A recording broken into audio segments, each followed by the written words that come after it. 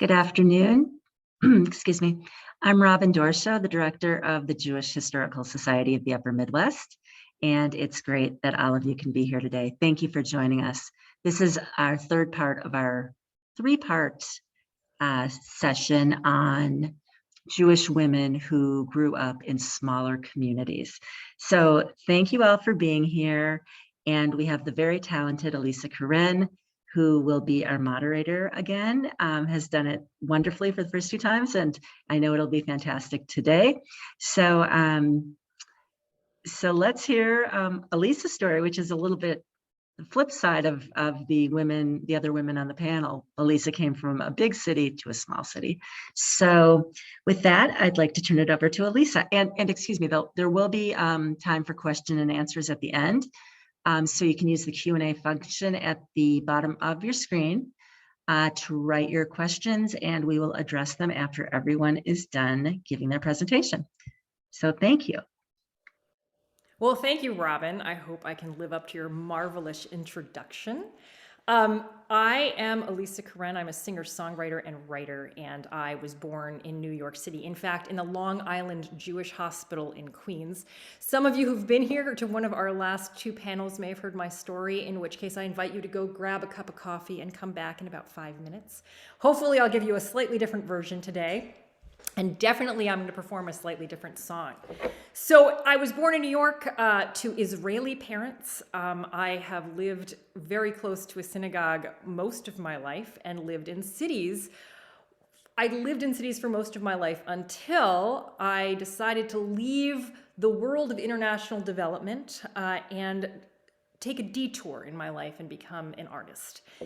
And I quickly learned that one of the best things that an artist could do was to apply to and be accepted to something called an artist residency. And an artist residency is basically heaven.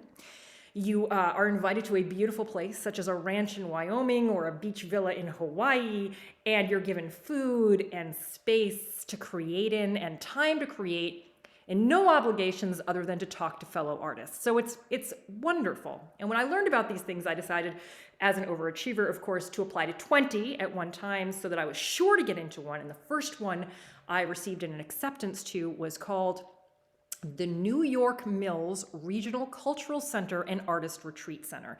And this was in a place called New York Mills, Minnesota. Now, I was so thrilled. I ran up the stairs to my Brooklyn apartment and opened up the atlas and discovered very quickly that Minnesota was not where I thought it was. That was Missouri. And in my own defense, I have to tell you that I spent 4th and 5th grades in New Zealand, so I kind of missed US geography, so I was a little lost. But once I figured out where Minnesota was, I, of course, started to do research. And so I went to the New York City Public Library and took out every single travel guidebook to Minnesota I could find. There was one. And then I took out everything on the Midwest and read everything I could on Minnesota. And I learned that there was one thing that I absolutely must do when I was in Minnesota, because of course I was never going back. I was going to spend a month there and then I was going to leave, because why ever spend more time in Minnesota than the month that I had? So I learned the one thing I absolutely must do was to go canoe camping in the Boundary Waters Canoe Wilderness area. And so I decided I needed to find a group to take me canoe camping, because it wasn't something I was skilled at. And I called up outfitters, and the outfitters told me that May was too early in the season to actually go canoe camping. I should have gotten a clue at that point, but I didn't. Instead, I put up an ad on Craigslist, which basically said, single woman looking for people to go canoe camping with. And you can just about imagine the responses I got. That ad I took down within 24 hours and called up the director of the New York Mills Regional Cultural Center and told her I wanted to go canoe camping, couldn't find a group to take me. She said, have I got the perfect guy for you? Now, I got to tell you, I really thought I heard, have I got the perfect guide for you? But as it turned out, she was actually saying, have I got the perfect guy for you? She said, he's an insurance guy, he's a triathlete, he's got this sparkle to him. Well, I called him up and left a message, and then he left a message back. And on my Brooklyn answering machine, I hear this accent from out of the movie Fargo. Like, I thought that was made up, but no, that was the accent. So I called him back, and we agreed that the first weekend that I'd be in town in May 2006, he would set up a group to take me canoe camping. Great. I arrive in Minnesota, drove cross country. I get here, I give him a call and figured, I probably should meet him before we go canoe camping. And we go out to coffee, and he says, "Oh, by the way, everyone except me has dropped out of this group canoe camping experience." But he was a gentleman. He's like, "Let's just go for a day trip."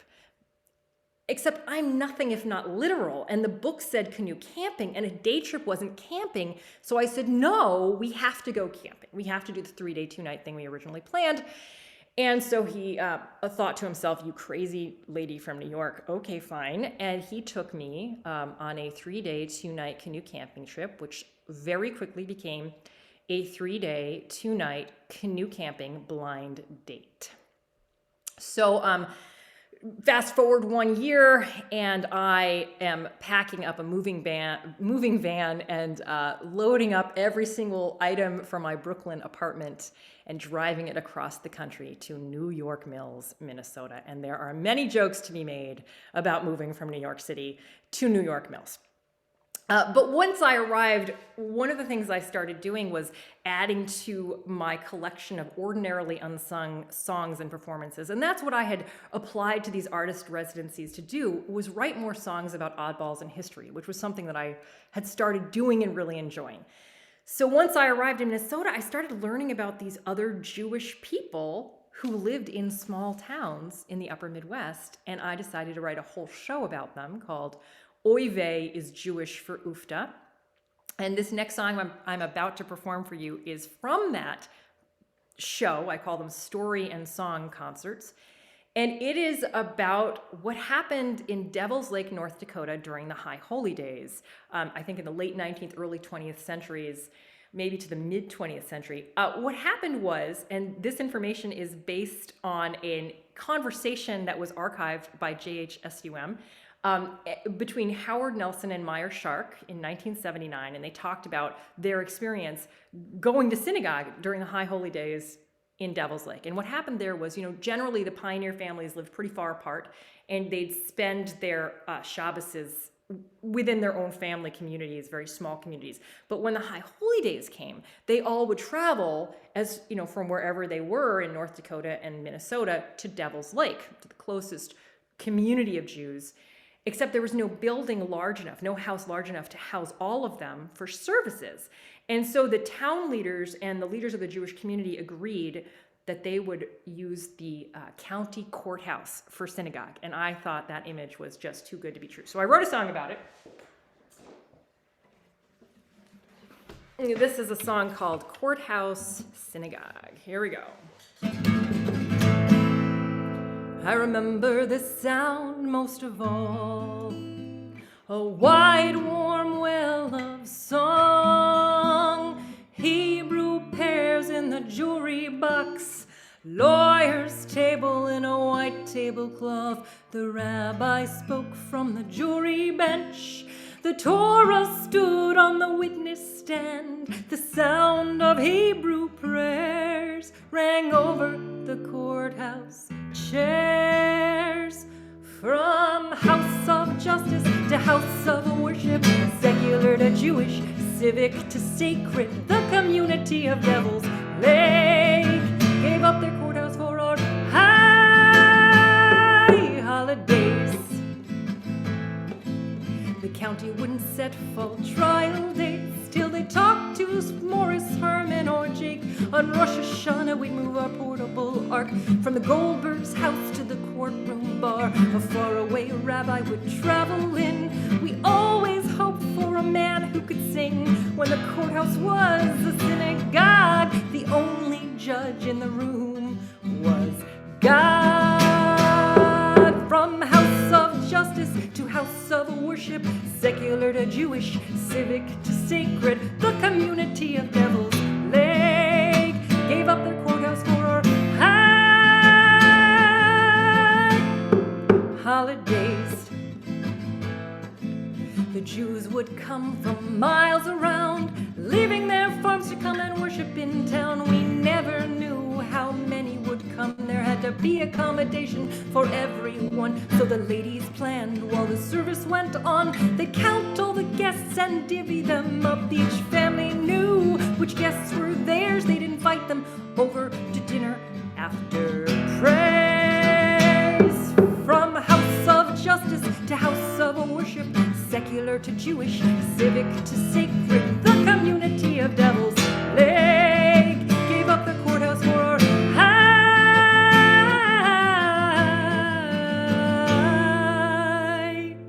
holidays. Well, thank you guys very much. I love the visual claps that I can't hear. They're very cool. Okay, I'm going to put my guitar down, and then we're going to get to the people we really want to hear from, our panelists. So let me ask our panelists to unmute, and I'm going to introduce them one at a time. So first, I'm going to introduce Barbara Kam. Barbara Kam was born in Green Bay, Wisconsin, where her father worked as an optometrist and her mother managed a dress department in a department store. They moved to Eau Claire, and then when Barbara was 5, her father brought a practice in Austin, Minnesota, where her family of 5, including her 2 sisters, lived until Barbara attended the University of Minnesota and earned her BA and MA degrees in art history. After graduate school, she worked in the education department of the Minneapolis Institute of Arts and then moved on to video and computer graphics, then a training consulting company where she became vice president, and she now works part-time with a couple friends as an editor for a law magazine. Barbara Kam, welcome. And I'm going to ask you one question as I ask all of the others as I introduce them. What is your earliest Jewish memory? All right, where are you? Probably my first Jewish memory was celebrating Hanukkah. I'm not really sure how old I was.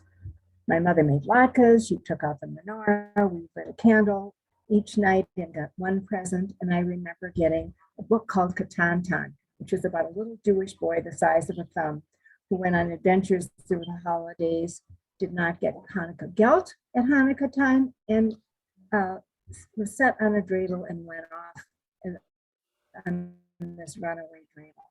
We did not get Hanukkah gelt either, but we did get gold-covered chocolate candles in the shape of a coin, and that we loved much better.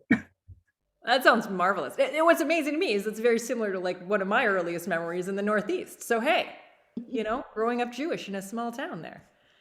All right, well, thank you, Barbara. We're gonna introduce now Rabbi Julie Gordon. Rabbi Julie Gordon grew up in Albert Lea, Minnesota, in a town of 20,000 people, 10 Jewish families, and no synagogues. She had many meaningful Jewish experiences at Herzl Camp, in USY, and at the U, and in Twin Cities shuls. She decided to study to be a rabbi, attended HUC JIR New York City, and was ordained in 1984.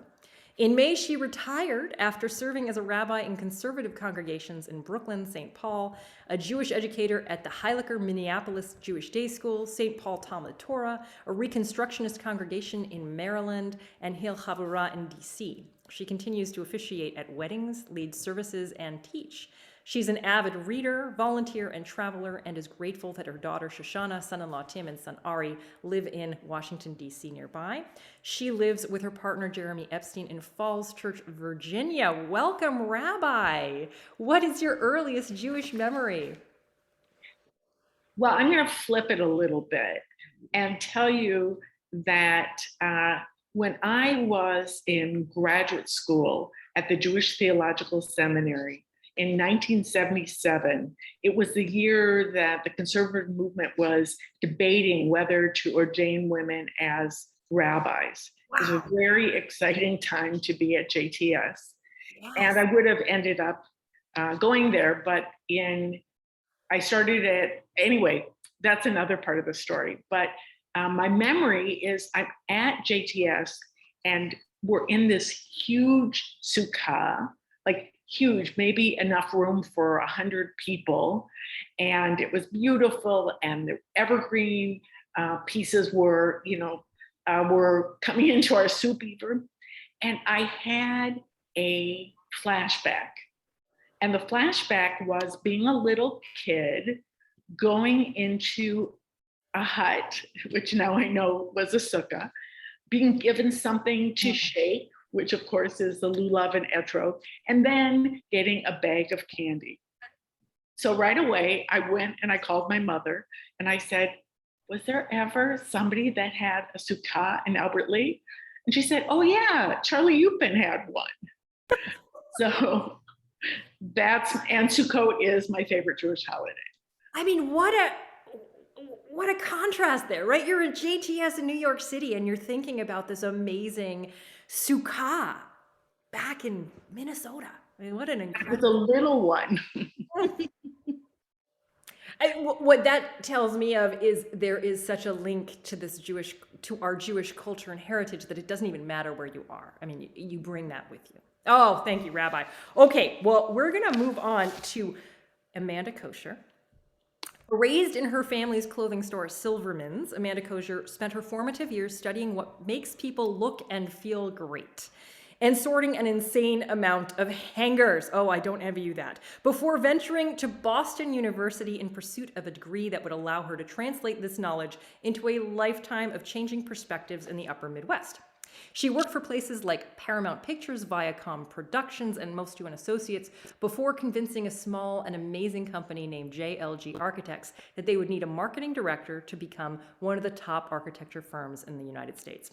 Today, Amanda lives in Grand Forks, North Dakota, with her husband Kyle and human tornadoes Archie and Charlie. In addition to her role on the leadership team for JLG Architects, Amanda runs their website, NorthDakotaNice.com, in which she shares her stories of what it's like to be a hockey mom and a Jew in the upper Midwest. All right, Amanda, welcome. What is your earliest Jewish memory?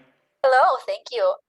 So I grew up in Grand Forks, which actually has a synagogue, and we had about 100 Jewish families at the time. And so for those of you who have lived in a town with a small synagogue, while there's always very beloved people there, there's always very few children. But when I was growing up, we happened to have a very magical time where there was about a 5-year window of about 25 kids. And so, yeah, it was amazing. And so my earliest Jewish memory is that there were so many of us that they would get a babysitter during the high holidays, and we would go downstairs. Our social hall was in the basement.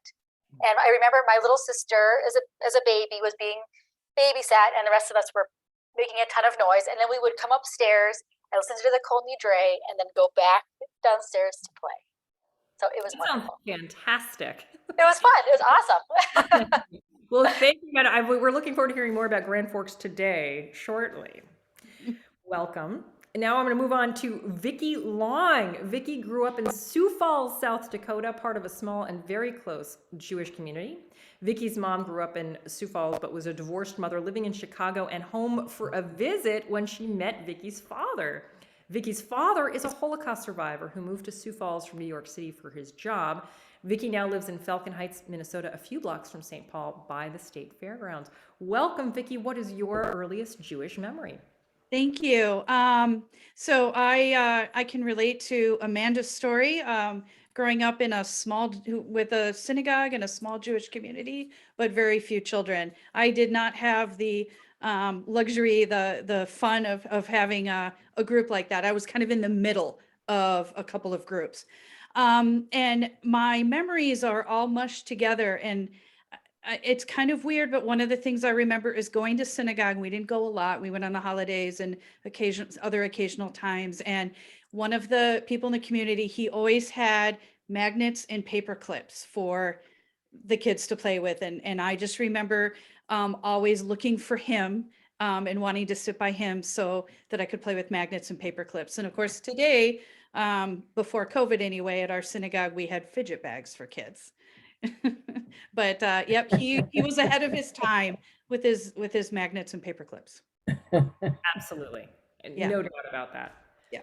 Well, welcome. I love this map that Dale puts together for us because it really, for some of our visitors who are attending today, our listeners, they may not know the geography as I did not earlier in my life. And it's really helpful to see where these locations are, Albert Lea, Austin, Sioux Falls, Grand Forks, and Rapid City gives you a sense of where people are coming from. Where's New York Mills? Oh gosh, right, like smack dab in the center of Minnesota. Good call, thank you. Okay, so the first question I have, and we're going to move around amongst all of you, what effect did growing up as a Jew in a small Jewish community surrounded by non-Jews have on you? And we're going to start with Amanda because I know she had a very positive view of growing up Jewish in North Dakota. And I love this anecdote. You had more Christians than Jews at your bat mitzvah. Tell us more. I did. We were very small, small but mighty. My mother, it was very important for my mother who's also from New York, when she moved back to North Dakota with my dad, to outreach to the non-Jewish community. So she did what was called Jew on the Move. And she would go around. Back then, you could talk about religion in school. So she would go around to the schools with her little bag of dreidels and would do Hanukkah at Christmas time. And so it was very important. It was an interesting balance of having my friends really understand Judaism, but then also being separated. So the big thing there are a lot of Catholics in Grand Forks, and Catholics go to school on Wednesday, and it's called CCD. And I always felt very left out on Wednesdays because all these kids would go to CCD and have, especially as a teenager, I'd hear like all the awesome like boyfriend things that would happen, and I would be at home. And then of course I had Hebrew school, which they didn't have to go to. So there was a little bit of a separation. But then when Hanukkah time came, everybody was very involved. So it was nice to be special, and also just I had a little bit, tiny bit of FOMO as a child over some of it. Oh, I can completely relate, even growing up in the Northeast, same thing. All right, Vicky, I'm going to move to you now. You faced some bullying and anti-Semitism. Tell us I more. did. And I don't want to make it seem like it was constant or, I was a little bit in grade school, mostly just chased around the playground and called names. I don't think I ever really knew what to make of it.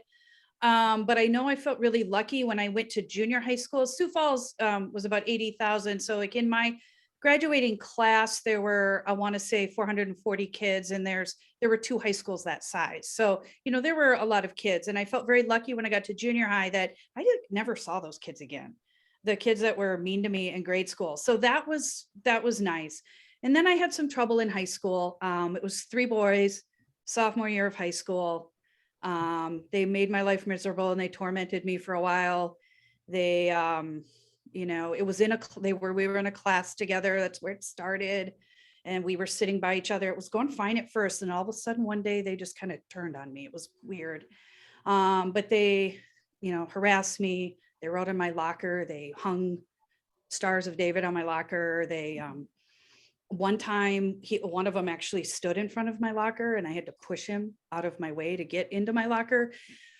And I was afraid to tell, like a typical bullied kid, which I didn't, of course, know back then. When I look back on it, I didn't want to tell anybody because I didn't want to make it worse, right? Because I'm afraid I'd get beat up. Eventually, our lockers in high school were big, and we had a locker partner. And my locker partner was having to put up with this too, and she was also in that class. And so eventually, she put a stop to it. She wrote me a note in class and said, "I'm going to the counselor after school. Are you coming with me?" So I went, and that was the end of it. I mean, thank goodness for that. Yes. And I'm curious, how did that affect you down the road? That change your behavior moving forward? No, because I'm pretty stubborn.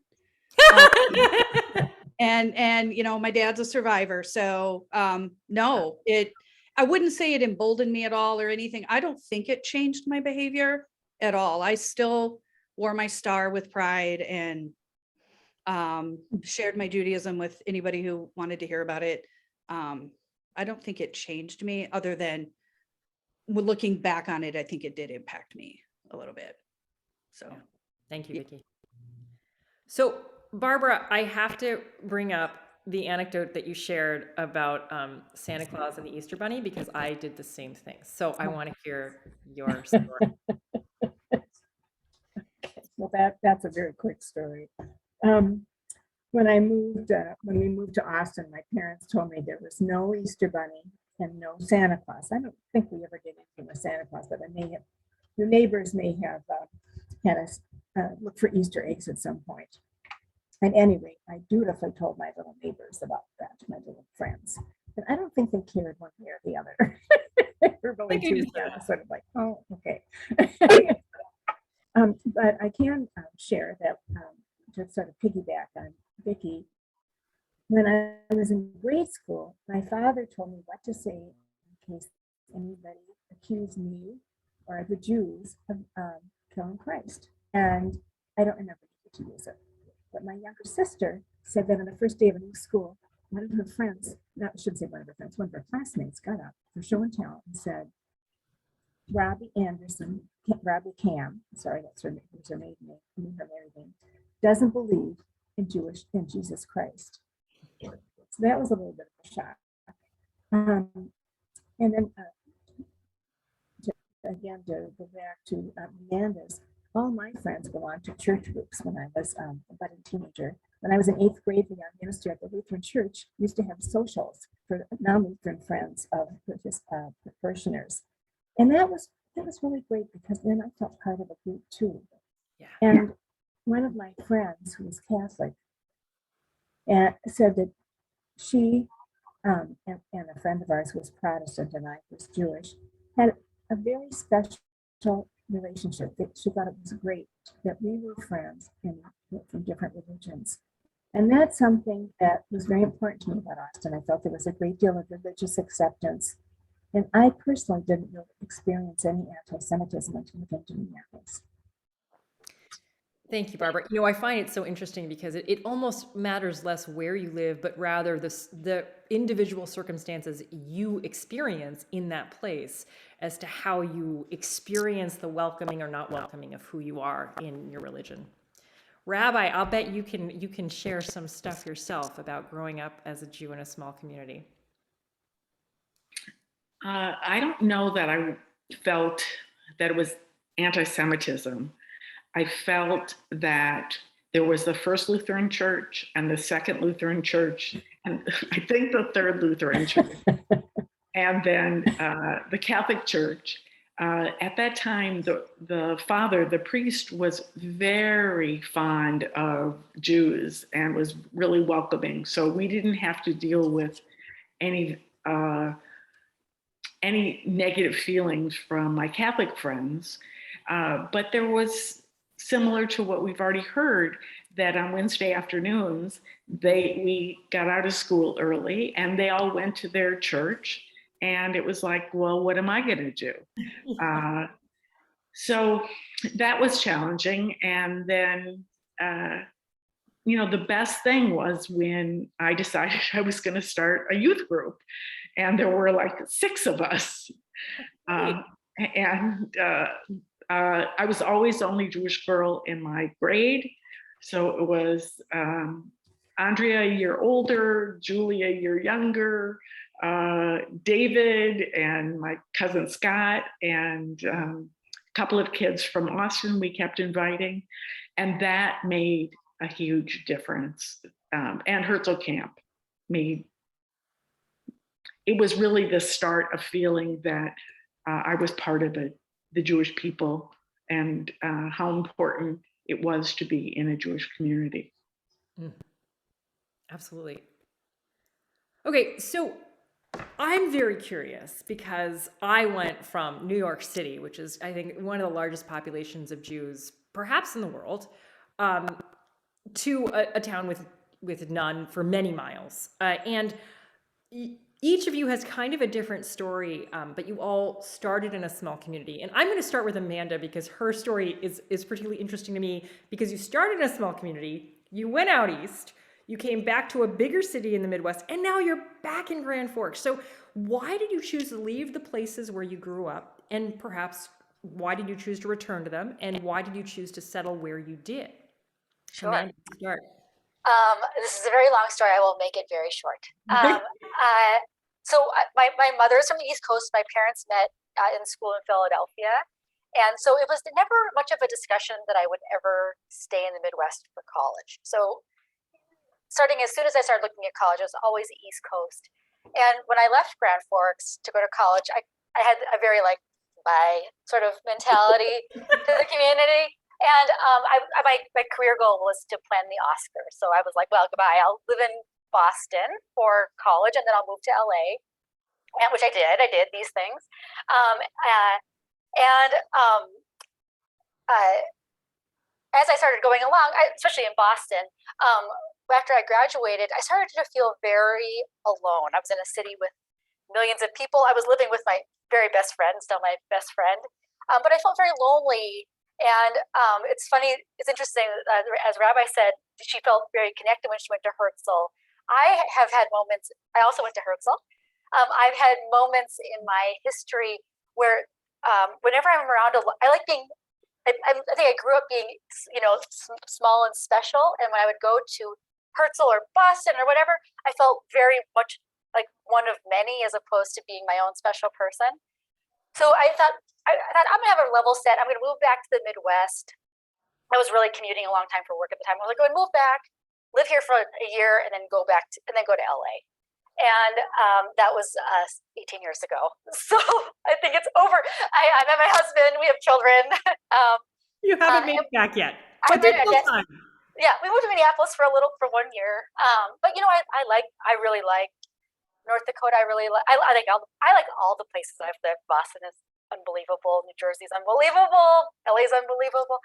I like feeling very much a part of the community, and I like to be very egomaniacal. I like feeling very special, and in small communities, you have the chance to step forward and be special to fewer people. So long story long. Thank you, Amanda. Let's go to Barbara. What made you Well, leave? when I was leave Austin, can you hear me, by the way? We can. Your audio's a little. Well, I went.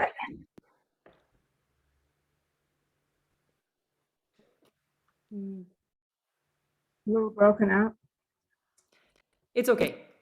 So I moved to Minneapolis when I came to the University of Minnesota, and there I wanted to be more involved in the Jewish community and to have Jewish friends. There weren't that many opportunities in Austin to have that kind of relationship. We had a small community. There were 20 families. There were a lot of kids that we played with, but we didn't go to Talmud Torah. We didn't go to Hebrew school. All those kinds of things that kids in Minneapolis and maybe larger communities did. When I applied to go to Sanford Hall, I asked to have a Jewish roommate, and my closest friends were those I met in my freshman year and at and around the university. And two of my friends have been friends lifelong. I went to Hillel. I joined a sorority. I lived in the house.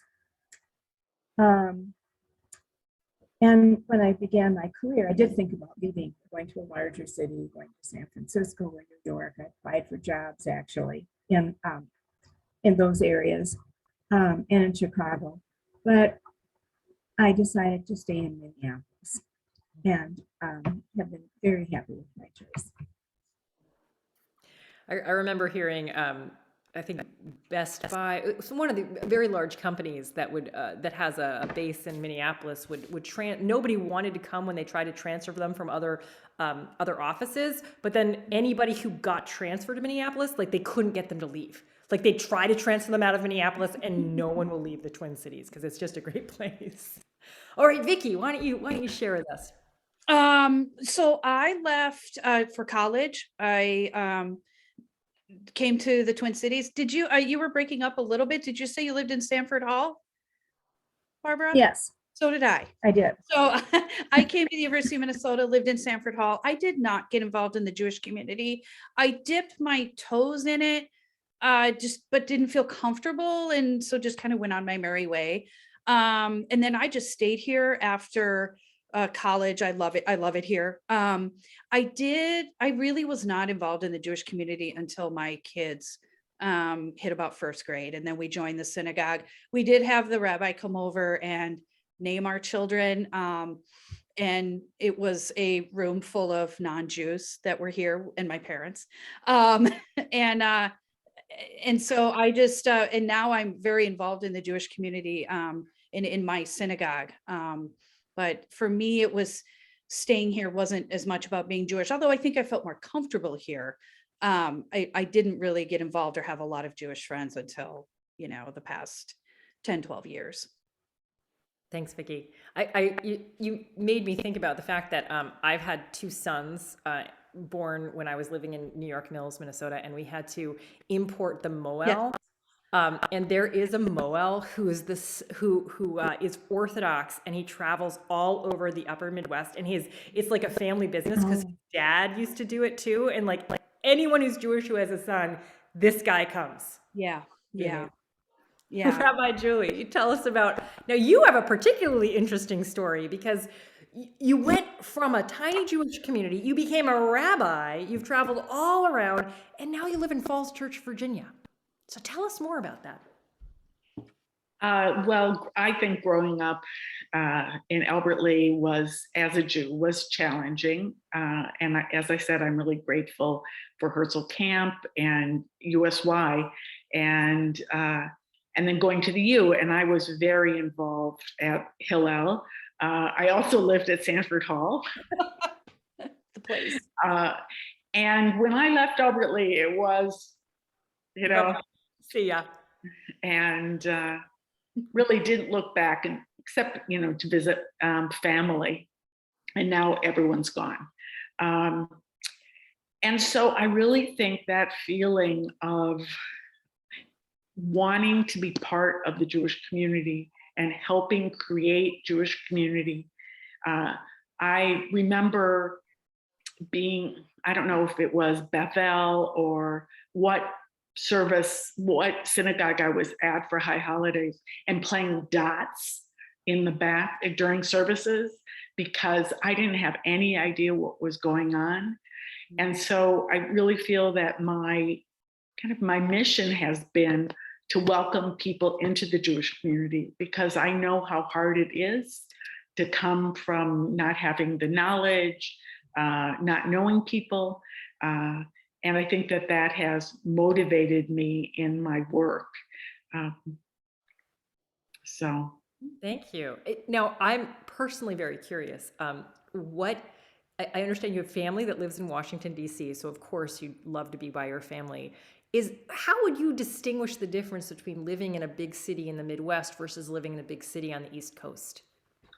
Okay, this is very similar to what I think someone else said. I can't remember.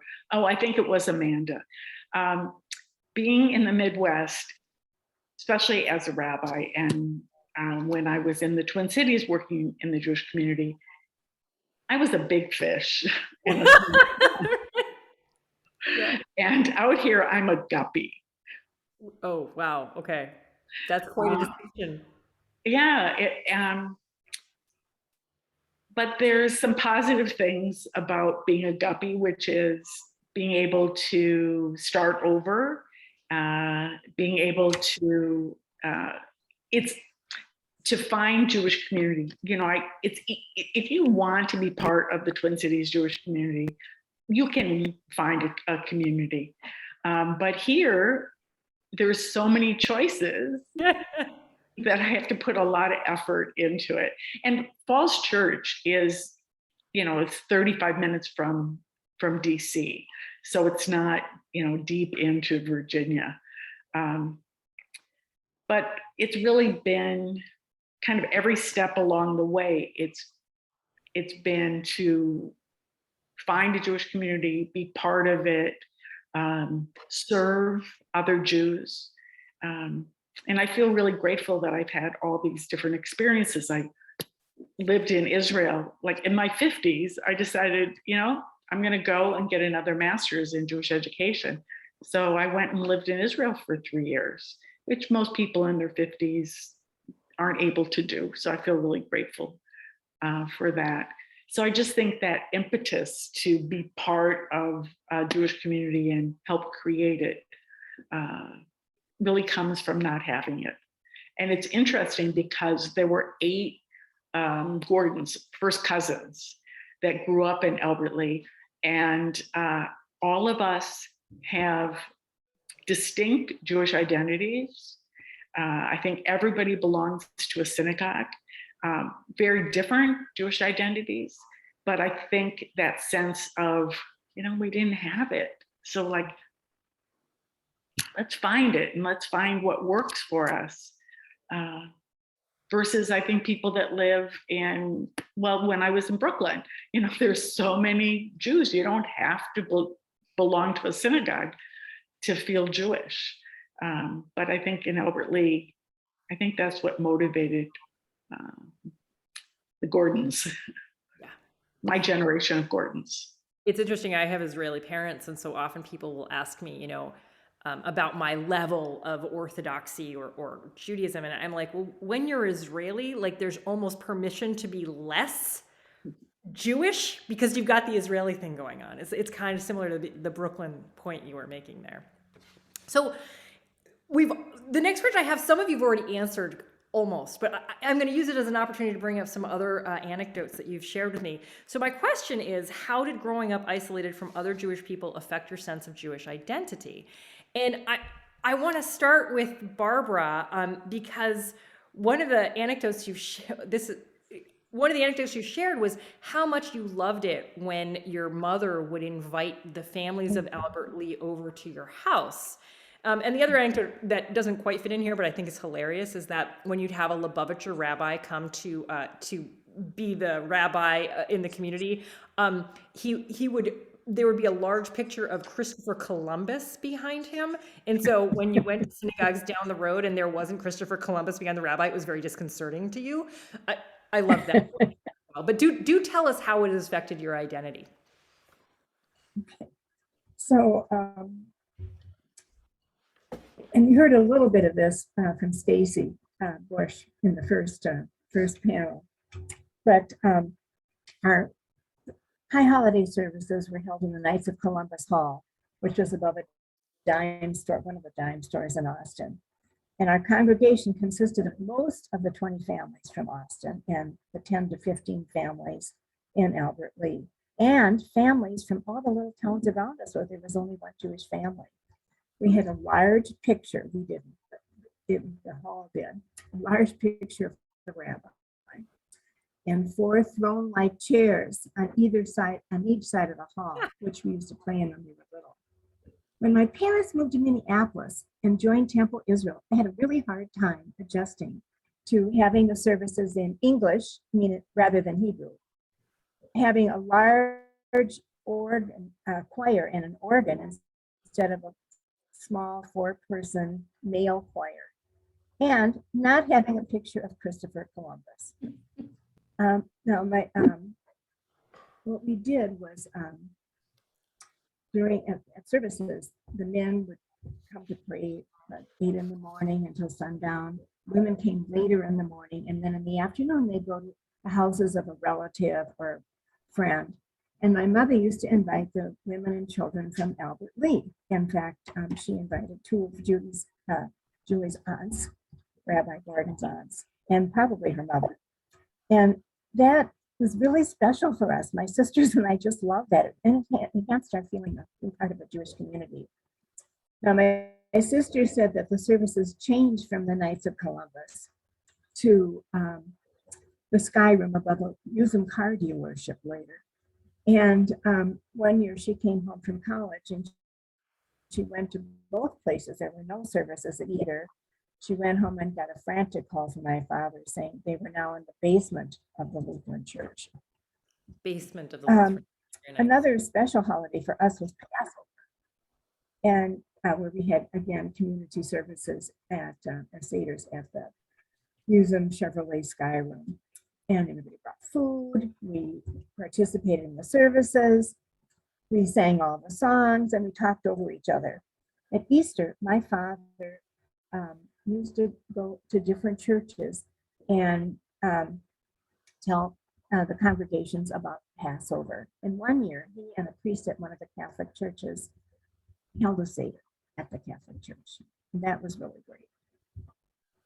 Yeah, thank you, Barbara. Yeah, I've had the privilege of being invited to lead Seders at a variety of churches myself, which is always fun and interesting. Okay, Amanda, I know that you had this experience of going from your own synagogue, the little synagogue on the prairie, to visiting relatives out in New Jersey with the mega synagogues. And that seems to be quite a contrast. And you're muted right now, so just to remind you to unmute. There you go. Tell me about how that affected your sense of Jewish identity. I think everybody on this panel can probably relate to the fact that when you're a very small Jewish community, you become very self-sufficient in your Judaism, and it also it's because you're self-sufficient. You give yourself the ability to be a little lazy. And I think when you are my parents go to a very large synagogue in Minneapolis, and then of course my East Coast family are all in these mega synagogues, and I think there's much more social pressure to do more cultural Jewish activities. And like in Grand Forks, it's like, oh, well, there's a hockey game tomorrow night, so we'll just move the Hanukkah party to Sunday, right? So like that, I think we get a little lazy with especially some of the smaller holidays or some of the smaller minor teachings. It requires you to step forward for it. And like I'm not. There are people in my synagogue who are wonderful for it, and then there's people like me who are not. And so I like when I go to my parents' synagogue or I go to my grandparents' synagogue, I like the feeling of I better do these cool things with all these Jews, which I think is really wonderful. But I also like the self-sufficiency of the Midwest, or my little synagogue. Yeah, thank you, Amanda. So, so Vicki, I'm going to move on to you right now. And there were two anecdotes that were interesting to me that kind of fall in here. One, you pointed out, and I think this is a really good point, that the size of the town isn't really the only distinction that affects your Jewish identity, and that you live in a first-ring suburb of St. Paul, and your kids went to religious school, but in their high school of 600 kids, there were Class like of 600. Class of 600. There were like 5 Jews in the entire high school. Yeah, the high school's 2000, and we're guessing to get to 5. I mean, we don't know everybody, but when our kids were little and religious school, we used to do things with the St. Paul community and the other religious schools. And so they knew other kids from other communities. And we even had conversations with a couple of their teachers about, okay, I think we can name 4 Jewish kids or kind of thing. So we don't even know if we could get to 5. But yet they had a religious community. They had a community at synagogue that was different than what I have. And the other thing is different is their school is very diverse. So culturally there's, kids from all over. And whereas obviously in the 1970s and 80s in Sioux Falls, South Dakota, it was, very homogenous. So there was that. But one thing neighbors tell me Lutheran and Catholic marriage was a mixed marriage. Oh yeah, Hilarious. exactly. But something when everybody talks about when they were growing up, the community that I felt, while I didn't have kids my age, there were a couple kids 3 years older, including a cousin, and there was one girl 2 years older, and then younger, I think it was at least 4 years. But there was such a community of, my mom's generation and my grandparents' generation even, and holidays were wonderful. Everybody had their holiday, right? Somebody had Rosh Hashanah, somebody had Yom Kippur, my mom did Passover, and they were wonderful. Just getting together with this group of community. I mean, even as the only child, I think I always enjoyed those community gatherings. So. Thank you, Vicki. Yeah, I find it interesting, and I'm going to move on to you, Rabbi. It's so interesting to me that there are different experiences of small communities, and you can either, relish, you can have a community that happens to really buy in and lean into the Judaism, and you can have a community that doesn't. And it sounds like, Rabbi, you had to do the leaning in by creating your own youth group, but it also created in you a very strong Jewish identity. Absolutely. I really think that, also I had a triple Benot mitzvah with Andrea Silverman now, Andrea Seltzer and Julie Seltzer. Andrea's a year older than I am and Julie's a year younger. The story is that I came back from USY and really wanted to learn more. And Bert Cooper, a blessed memory, was like the rabbi of the town. He was from Brooklyn and had a really good Jewish background, and his wife Charlotte also did. And he trained all the boys for their bar mitzvah. And I came and I said to my mom, you know, I'd really like to have a bat mitzvah.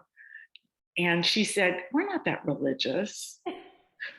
If she doesn't like to admit that she said that, but my mother also a blessed memory. She said, well, if you can get another girl to do it with you, that would be fine. And so when Andrea and Julie, when we decided to do it as a triple, and I have these great memories of being in Bert and Charlotte Cooper's home, and they had a cutout between their living room and the kitchen. So Charlotte would be in the kitchen and Bert would be teaching us. And I mean, we're talking about, you know, basic Judaism. You know, I think at that point, I already knew how to read Hebrew, but I didn't know any of the tefillot or, you know, how to chant a haftarah, for example. But she'd add her wisdom from the kitchen. And that was very powerful. And my family decided that they were going to renovate our basement right in time for our Benot Mitzvah. And my friends from all over the Midwest, my USY friends came, and there were about 10 of us. And it was transformational for me. My cousin Jeff had been in Israel, so he came and read Torah for us. And then my favorite story is, we waited until there were 3 stars and we made Havdalah. And then we decided we were going to go to the movies, and it was Blazing Saddles. So we're like a whole row of Jewish teenagers, and we're the only ones laughing at the joke. I mean, the theater was packed because at that time, for sure, I don't even think there were 2 screens, but I don't remember that for sure. But we're laughing, you know, Landsman. And other people are like, well, this is a good movie, but like, we don't get those Yiddishisms. So that's a little bit about kind of transformational moments for me. And I just knew from that point on, I wanted to do something Jewish, but it took me a little while. Oh, it took me until I walked into Hillel one day and they said, hey, do you want to go to a summer institute planned by B'nai B'rith? And I said, sure, I love summer camp. And there I met Laura Geller, who was the 3rd woman studying to be a rabbi. And I came back and I said, that's what I want to do. And the Twin Cities, at that point, the conservative community was egalitarian. But it took, you know, until 1984 for the conservative movement to decide to ordain women. And, you know, we're talking about this being in the middle to late 70s. So those are just a few of my stories of creating Jewish experiences for myself and for other people. And you were at the forefront. I mean, you were right there, like for women, blazing a path there to say, no, this is what I want to do. And what's interesting to me is I can draw a thread, and of course, hindsight's 20/20, right? But I can draw that thread between you saying, I'm going to create a Jewish group. I'm going to create my own Benot Mitzvah. Like, I'm going to fight for this because nobody's going to give it to me the whole way. Right.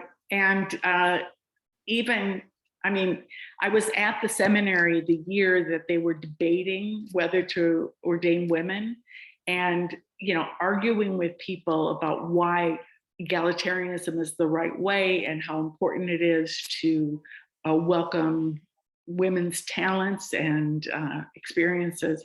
And then when I was ordained, I'm grateful to the Reform movement for my ordination. But my first job was in this small conservative congregation, and I was the first conservative woman rabbi in Brooklyn. We're talking in 1984. Wow. So. Well, we're getting to the close of the hour, and what I want to make sure we have is time for people who are with us on the other side of the Zoom to ask questions. I'm going to close the panel discussions with a final question to each of our panelists, and then we're going to ask our viewers and listeners if they have questions to put them in the Q&A box, because that's what I will be reading. So I'm gonna, let's see, we already have one, that's fabulous. And we will get to that in a second. But first I'm gonna ask my final question to our wonderful panelists. And I'm gonna thank all of you for being here and contributing your stories today. The final question is, what is the most important thing you learned as a Jew from a small community that you feel would be valuable for other people to know or learn themselves? We're gonna start with Barbara.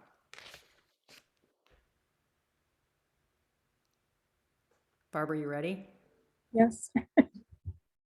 We were a very close community, and we retained that connection even though our parents' generation is no longer with us.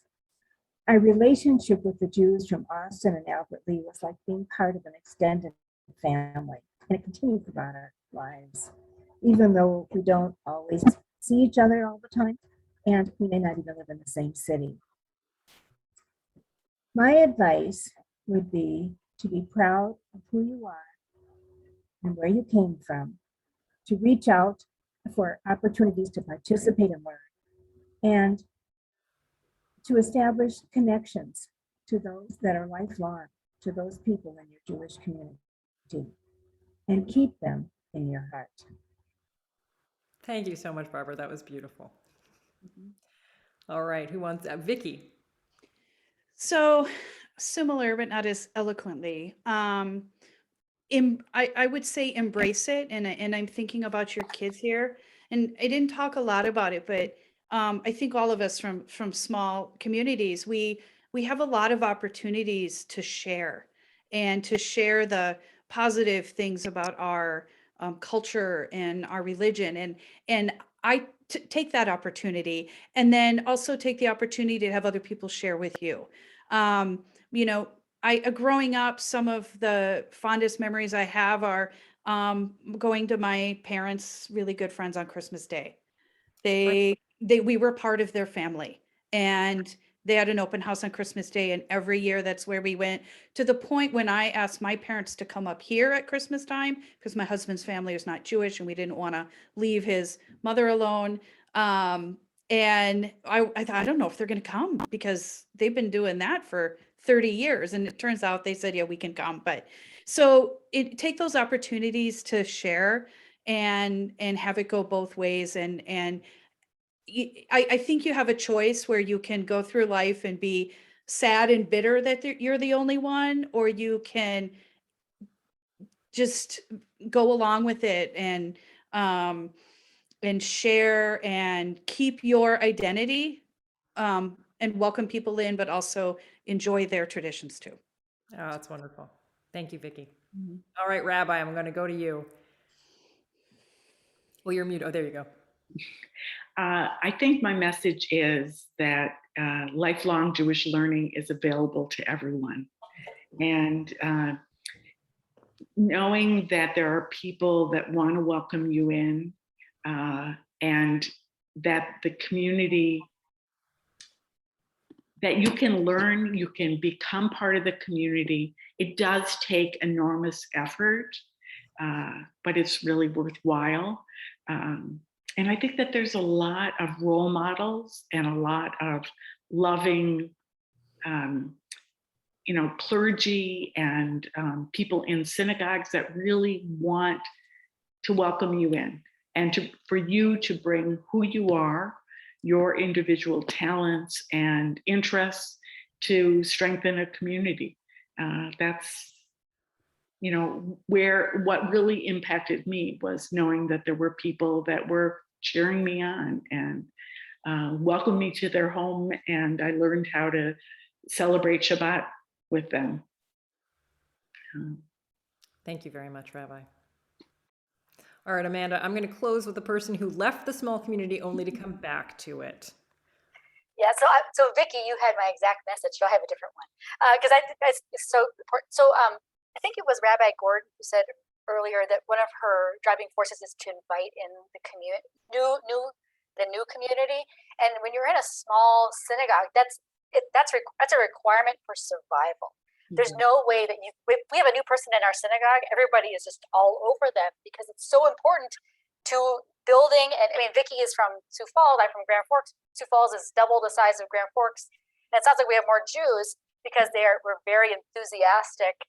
I'm sure Sioux Falls is as well, but very enthusiastic. And our board has been very intentional about building and growing the community. So if you are in a large synagogue, it's so easy to be Jewish, which is wonderful. But to remember that that there are people who are coming in who don't know all the friends, don't have someone welcoming them, don't know how to be one of 1,000, 5,000 members. So, and to help them feel important, feel like an important one. Thank you very much, Amanda.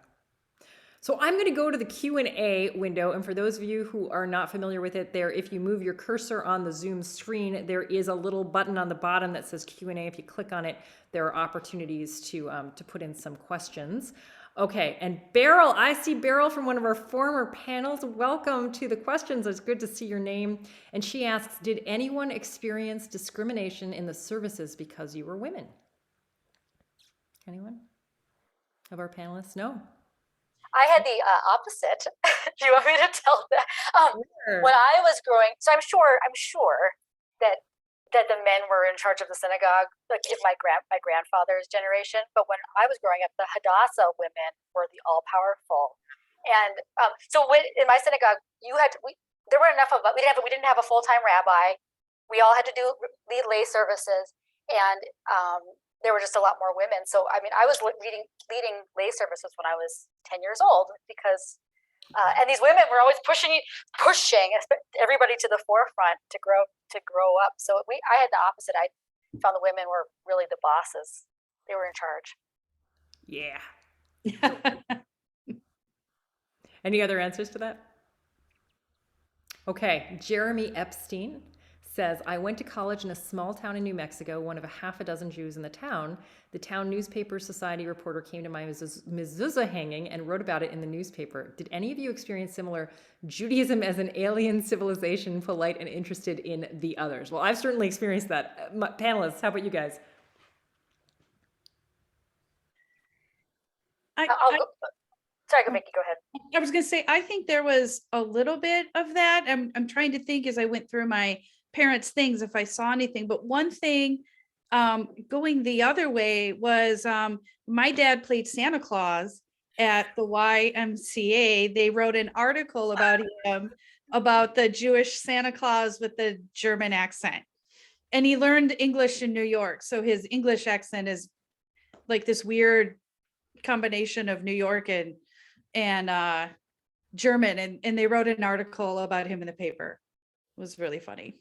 I love that. I just have to say the closest I've ever come to that was I have a video where I'm singing about, I write with Prairie Public Television, and I'm a nun I was actually pregnant at the time. So I was a Jewish pregnant nun in this video. So Rabbi, did you have something to answer here?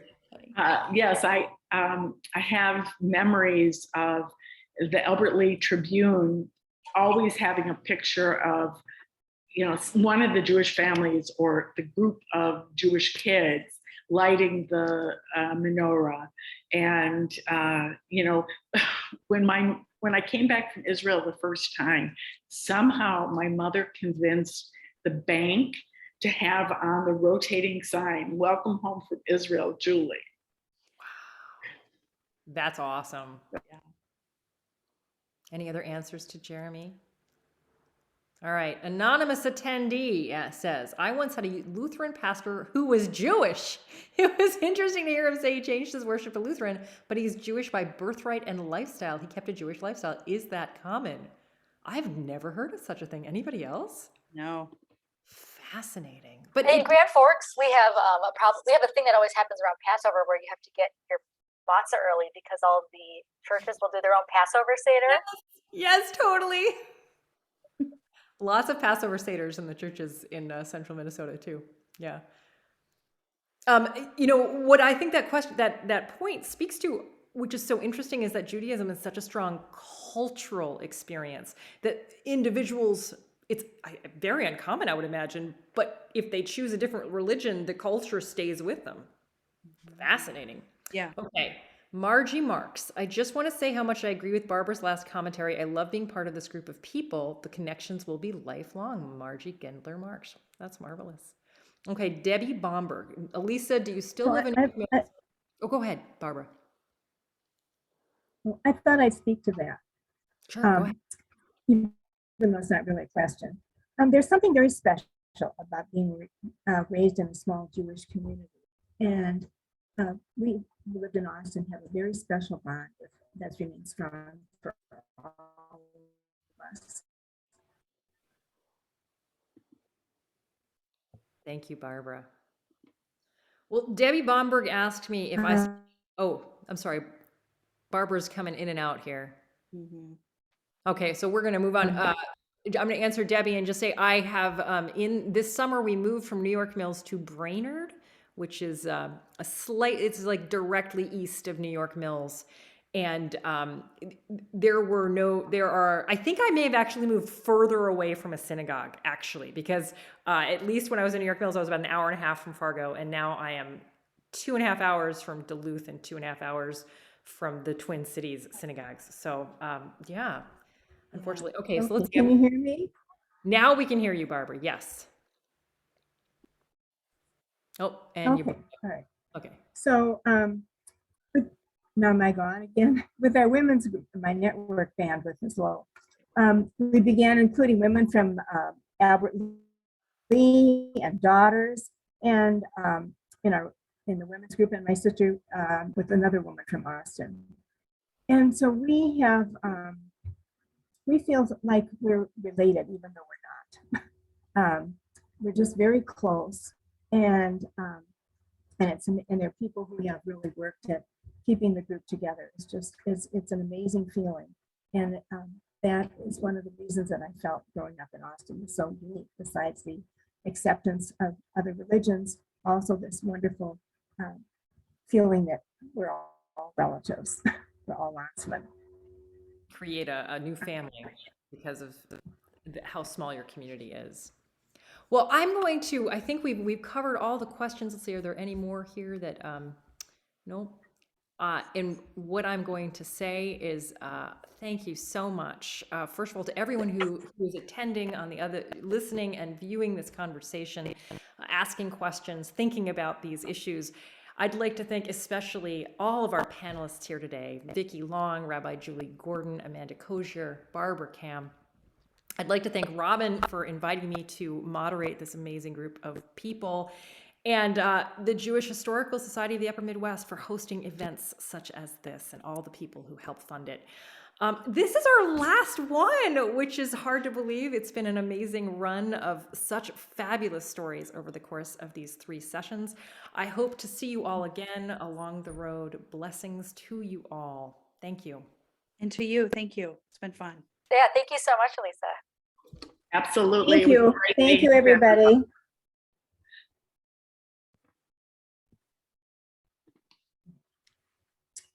Oh, God.